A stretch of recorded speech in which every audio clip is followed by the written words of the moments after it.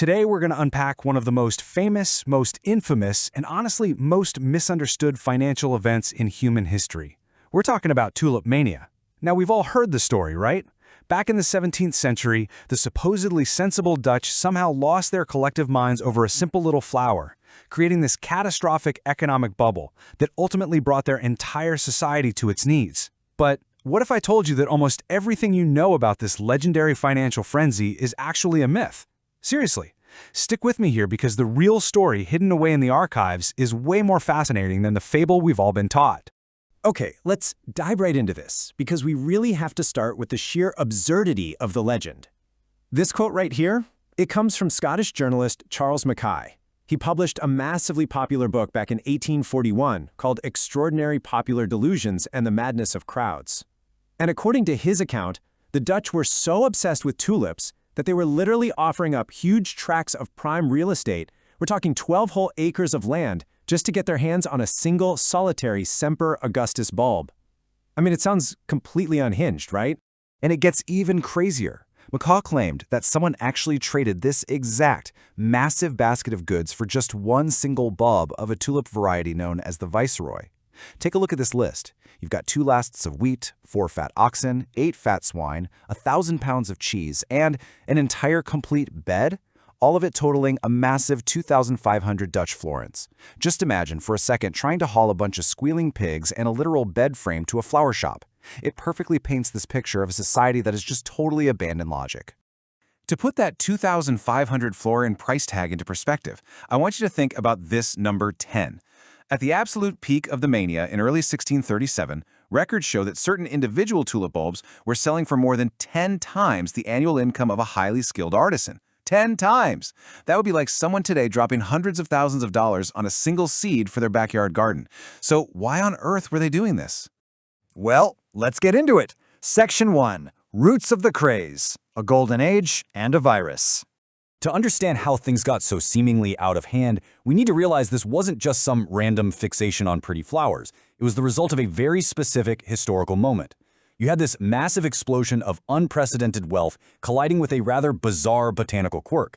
See, the Dutch Republic had recently achieved independence, and they were stepping right into their golden age. The merchants of Amsterdam were at the dead center of the incredibly lucrative East Indies trade, bringing in staggering profits. We're talking up to 400% returns on a single voyage. So you have this newly independent nation completely flush with cash, and its citizens desperately needed a way to flaunt their new wealth. Enter the tulip. Brought over from the Ottoman Empire and popularized by botanist Carolus Clusius in Leiden around 1593, these flowers were hardy enough for the Dutch climate. With their intense, rich colors, they almost overnight became the absolute ultimate luxury status symbol for these wealthy merchants. But the most prized tulips of all weren't just a solid color. They featured these breathtaking, intricate, flame-like streaks. Now here's the crazy part. What the Dutch didn't know at the time was that this mesmerizing beauty was actually caused by a contagious plant disease, specifically the tulip-breaking virus. The irony here is just incredible. The very virus that made these flowers so unbelievably valuable and visually spectacular also slowly killed the plant and severely impaired its ability to reproduce. So the absolute most coveted items on the market were having their supply naturally choked off, making them rarer and infinitely more expensive. Now, tulips only bloom for about a week in the spring, and you can really only physically move them during their dormant summer months. So to adapt, traders had to get a little creative. For the rest of the year, they still wanted to buy and sell. So what did they do? They essentially invented modern futures trading over drinks in local taverns. They called it windhandel, which literally translates to wind trade, because no physical bulbs were actually changing hands during these winter tavern meetups. They were just trading pieces of paper, forward contracts, promising to buy the bulbs at the end of the season. All right, moving on to Section 2, the crash of 1637, the fever breaks. So, whenever you combine massive new wealth, wild speculation, and a market based entirely on paper contracts being flipped in taverns, you're eventually going to hit a wall. Let's look at the dramatic climax of the legend, the moment where the bottom supposedly fell out of the market literally overnight. The date is February 3rd, 1637. We're in a tavern in the city of Haarlem. An auctioneer tries to sell some tulip contracts. He asks for a price, but there are no takers. He lowers the price. Still nothing. The music just suddenly stopped. Word spread like wildfire that buyers were simply refusing to pay these inflated prices anymore. And just like that, the market abruptly ground to a halt. The crash was on. Now, according to our old friend Charles Mackay, writing a couple of centuries later, this crash was an absolute unmitigated catastrophe that ruined the entire Dutch economy. Mackay claimed that literally everyone had been swept up in the mania. In his own words, nobles, citizens, farmers, mechanics, seamen, footmen, maidservants, even chimney sweeps and old clotheswomen were all gambling on tulips. So naturally, when the crash happened, it supposedly plunged the entire nation into poverty and despair. Mackay's storytelling was so vivid it became absolute legend. He even included this famously hilarious anecdote about a hungry sailor who walked into a wealthy merchant's office, mistook a completely priceless Semper Augustus tulip bulb for a common onion, and just ate it for breakfast. The poor guy was supposedly thrown in jail for consuming a breakfast that could have fed a whole ship's crew for a year. It's an amazing, vivid story of ridiculous excess. The story of the greedy Dutch and the hungry sailor is just a fantastic moral fable. I mean, it's been repeated by economists and business writers for over 150 years as a cautionary tale. But here is the massive plot twist. When modern historians actually bothered to roll up their sleeves and look at the real economic data and the actual court records from the 1630s, they realized Mackay's story was largely fiction. So was it actually a bubble that destroyed the economy? The short, undeniable answer is no. No, it wasn't. Which brings us to Section 3, Myth versus Reality. Let's debunk Mackay's madness. It turns out Mackay largely based his 1841 book on heavily biased satirical pamphlets. These were basically 17th century hit pieces written by religious moralizers who just wanted to mock the wealthy. When modern scholars like historian Anne Goldgar went deep into the archives to check Mackay's claims against reality, they found something entirely different. Let's compare them. Mackay claimed that literally everyone, down to the maidservants and chimney sweeps, was trading tulips. But Goldgar's archival reality check showed that by actually tracking down the surviving contracts, the trade was incredibly localized. It was conducted almost exclusively by a tight-knit network of already wealthy merchants and skilled craftsmen. The average person on the street was definitely not mortgaging their house to buy flowers. It was basically just a niche playground for the rich. And you know what brilliantly illustrates just how absurd these myths got? Basic botany. Remember the sailor who ate the priceless bulb for breakfast? Well, actually, tulip bulbs are poisonous if prepared incorrectly. They taste absolutely terrible, and they're only considered marginally edible even during extreme famines. The idea that a sailor just casually munched on one raw because he thought it was a delicious onion is almost certainly a fabricated joke that Mackay just blindly treated as historical fact. Okay, but what about the massive economic devastation? Surely tons of people went bankrupt when the prices collapsed, right? Well, consider this number: 6. Historian Anne Goldgar spent years combing through the archives looking for victims of this supposedly devastating crash. And out of all the prominent buyers and sellers in the market, she could only find fewer than half a dozen individuals who experienced financial trouble around that time.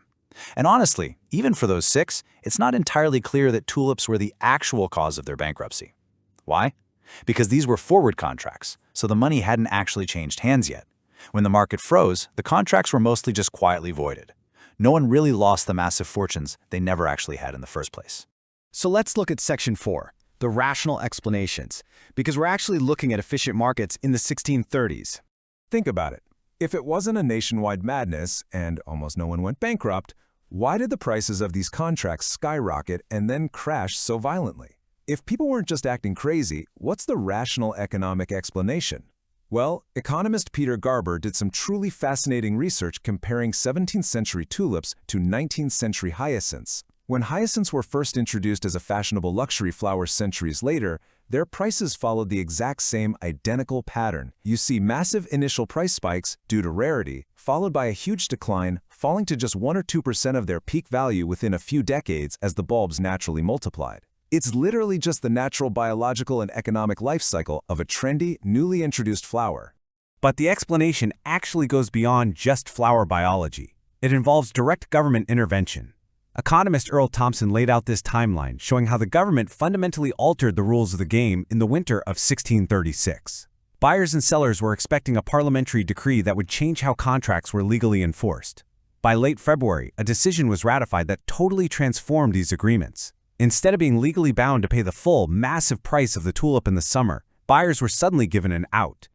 So the crucial point to understand here is that this wasn't an irrational mania at all. The law essentially changed forward contracts into what we now call options contracts. Think about it. If you bid 1,000 guilders for a tulip in a tavern, you knew that if the market dropped by summer, you wouldn't actually have to pay the 1,000 guilders. You could just cancel the contract and pay a tiny 3.5% penalty fee to the seller. Buyers were making these wildly high bids because they were effectively just buying cheap lottery tickets with virtually no downside risk. The prices skyrocketed simply because the math was entirely in the buyer's favor, not because an entire nation had lost its mind. Finally, Section 5, the enduring legacy and the power of collective illusions. So if historians and economists now know for a fact that Tulip Mania wasn't actually a disastrous bubble, why does it remain such a powerful story today? Why are we still talking about a 400-year-old flower market?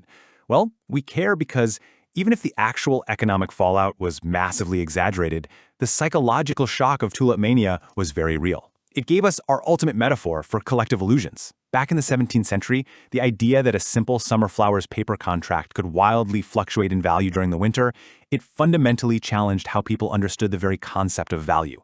And today, we constantly use the tulip metaphor and whenever asset prices seem to just completely detach from what we think their intrinsic value should be. We saw it during the dot-com boom of the 90s, the 2008 housing crisis, and especially with the recent rise of modern cryptocurrencies.